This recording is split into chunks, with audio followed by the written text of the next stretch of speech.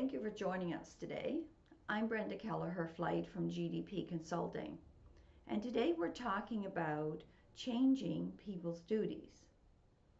Now that can happen in a family, or it can happen in the workplace, or it can happen among a group of friends. Let me give you a few examples. For example, if you've given up or taken time away from work to take care of a family member or a friend, and all of a sudden their circumstances change and they say, well, thank you, but now no thank you. Would you please go away? We don't need you anymore. That's pretty devastating if you've invested a lot in caring for or doing what you think is needed for those individuals. The same occurs when you take care of certain duties in the workplace. You're responsible for those duties. You identify with them. Therefore, when a leader comes in and says, oh, by the way, things are going to change at the end of the month, or we're shifting these duties from you to somebody else, it doesn't sound very appetizing. Therefore, there are certain things as leaders we need to think about. The first thing we need to think about is how the person's mind operates. The human mind, when we ask it to change from A to B, automatically says, why? Why should I do that? And that why, if it isn't answered or isn't nurtured to move from where they are to where you want them to be, can really cause some difficult circumstances for you. So therefore, we need to look at the other person's point of view. Are there duties attached to their sense of self-worth? If that person has a fragile sense of self-worth and you take certain things away from them, all of a sudden they don't feel worthy anymore. They're devastated. Therefore, it's essential to ensure that the person understands that the removal of duties or the change in the relationship is not devaluing them as individuals. It's a shift in duties only. We need to look at what their ego is saying. Is their ego saying, well, if this gets taken away from me, I'm no longer in the inner circle. I'm no longer the prized child or the prized friend or the prized employee. What's it doing to their status? Are others going to view the change as a demotion, as a rejection, as an abandonment? What's happening? Therefore, how we craft the message will influence whether the person sees it as a promotion, a demotion, or just a lateral change. So what's the impact going to be for the receiver of the message? It's important to analyze the impact or the potential impacts prior to delivering the message. One of the things I suggest in my coaching practice is that leaders consider a 7-point process to the change.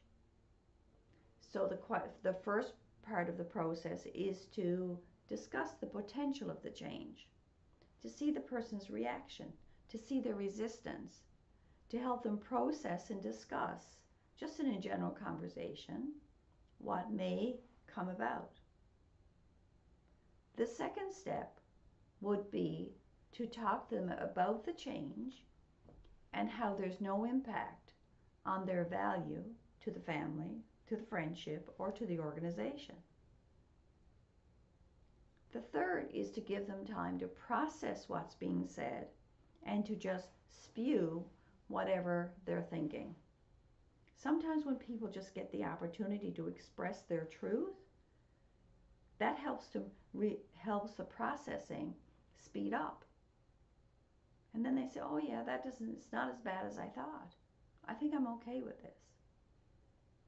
The fourth would be to look at what the transition really means. Is it really taking away? What's it doing to them? Are they losing status?